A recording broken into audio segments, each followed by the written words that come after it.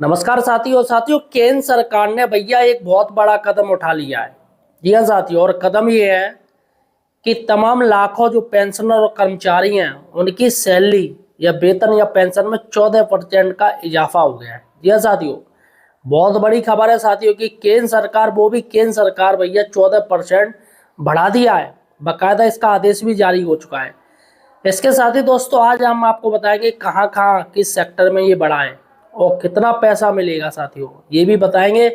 इसके साथ दोस्तों दूसरी बड़ी खबर है वो है साथियों, रेलवे ने 30,000 पद समाप्त करने का प्लान बना लिया है। मतलब साथियों पद नौकरी बढ़ाने का नहीं, जॉब देने का नहीं, बल्कि पद समाप्त करने का प्लान बना लिया है रेलवे ने। और साथियों रेलवे कई सालों से अभी तक कोई नौकरी भी नहीं दी है और जो रेल कर्मी हैं वो बेचारे वैसे ही परेशान हैं, उनके ऊपर तमाम लोड साथियों वैसे ही है, लेकिन सरकार पद नहीं भर रही है।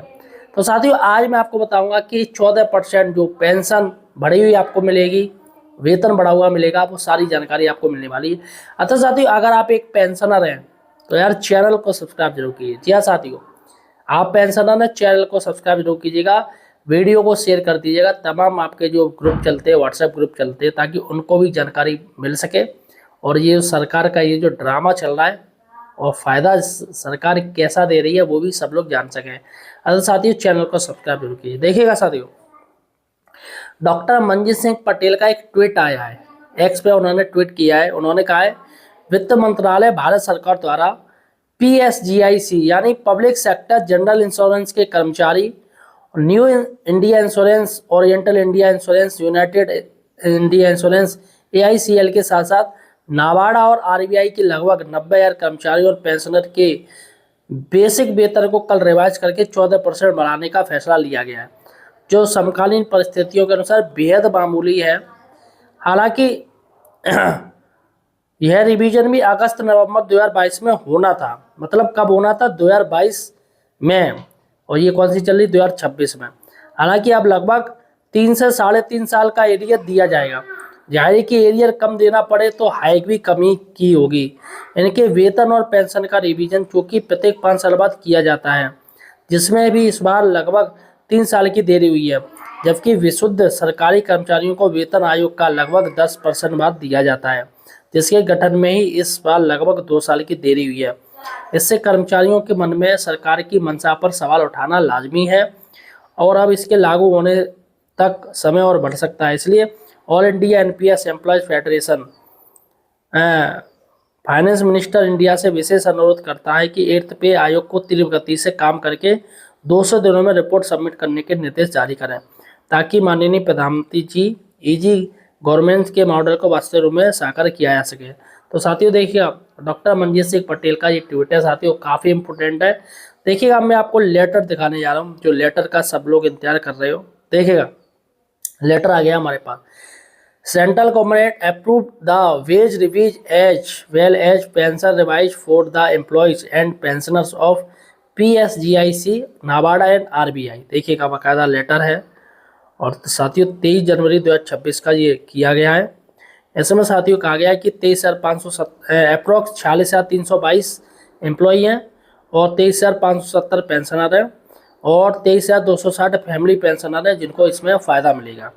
देखिएगा साथियों यहाँ पर मैं आपको दिखा रहा हूँ फ़ायदा क्या क्या है इसमें। देखिएगा सबसे पहले पीएसजीआईसी में वेज रिवेज। यहाँ साथियों सबसे पहले इसकी हम बात कर लेते हैं पीएसजीआईसी एम्प्लॉयज की। साथियों देखिएगा इनका इफेक्ट फ्रॉम 1/8/2022 को होना था, लेकिन हुआ नहीं। अब जाके साथियों 12.41% विद इंक्रीजमेंट करके 14% उन्होंने किया है।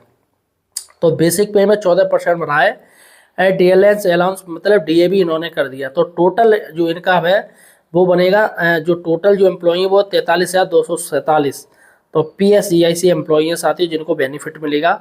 और यहाँ पर साथियों जहाँ पर जिनको एनपीएस कंट्रीब्यूशन मिल रहा है जैसे 10% 14%, तो यहाँ पर साथियों इनको फ़ायदा मिलेगा। और साफ साफ कह दिया है कि 1/4/2010 से जो भी बात के एम्प्लॉई हैं उनको एनपीएस मिलेगा और बाकी को ओपीएस मिलेगा। यहाँ पर साथियों फैमिली पेंशन भी इनकी रिवाइज होगी, 30% मिलेगा इनको। और गैजेट जारी हो चुका है जहाँ पे साथियों 14,615 जो फैमिली पेंशनर है उनको मिलेगा और जो टोटल है वो 15,582 हैं।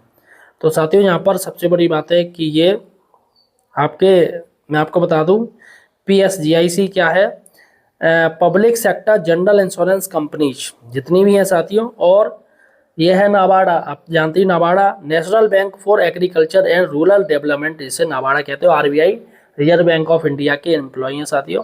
तो देखिएगा ये आदेश है पूरा, और फाइनेंशियल इम्प्लीकेशन भी है। The total outgoing will be the tune of 8,170 crore. तो यहाँ पर साथियों इन्होंने, सरकार ने पूरा पूरा पैसा बताया है कि इनको पैसा दे रहे हैं। यहाँ पर नाबार्डा का भी देख लीजिए, पे रिवीजन दे रहे हैं यहाँ पर साफ साफ, ग्रुप ABC के अनुसार है।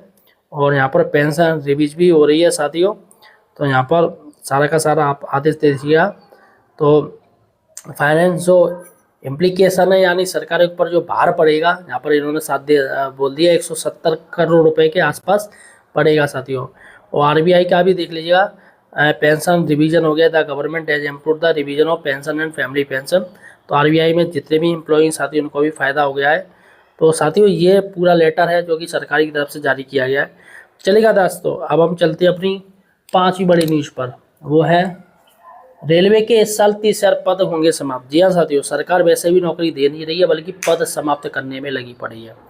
देखिएगा कि न्यूज़ देखिएगा, मैं आपको पद भी बताऊंगा कितने कितने। रेलवे में इस साल 30,000 पद होंगे समाप्त, यहाँ पर साफ साफ दिया है। तो रेलवे ने इस साल 30,000 पद कम किए जाएंगे। रेल मंत्रालय इसके लिए आदेश जारी कर दिए। साथ ही प्रत्येक जोन से पदों को समाप्त करने का टारगेट भी तय किया गया, मतलब टारगेट तय कर दिया है, इतने पद आपके यहाँ से जाने चाहिए। रेलवे में इतने पदों को कम किए जाने का सीधा असर 2026 में आने वाली भर्तियों पर पड़ेगा।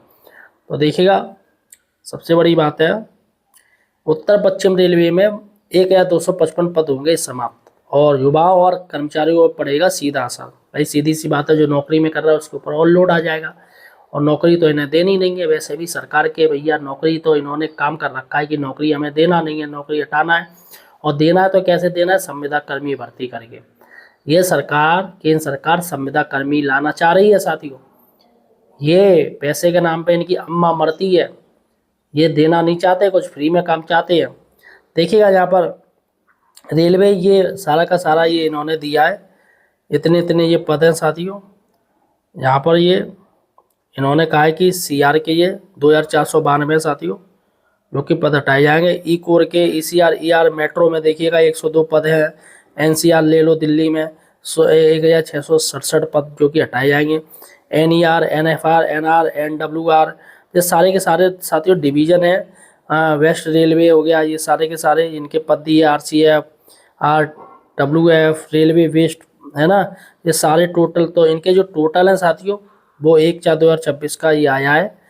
इनके ये टोटल पद हैं साथियों, जो कि काफ़ी ज़्यादा 14,80,455 है, जिसमें साथियों 29,608 लगभग 30,000 पद समाप्त किए जाएंगे, जो कि सरकार ने पूरा का पूरा ब्यौरा तैयार कर लिया है, और बाकायदा साथियों लेटर भी है इन्होंने साफ साफ दिया है। तो साथियों फिलहाल साथियों आपका क्या कहना है, ये सरकार क्या नौकरी देगी या संविदा कर्मी भर्ती करना चाहती है, मुझे कमेंट सेक्शन में बताइए। धन्यवाद।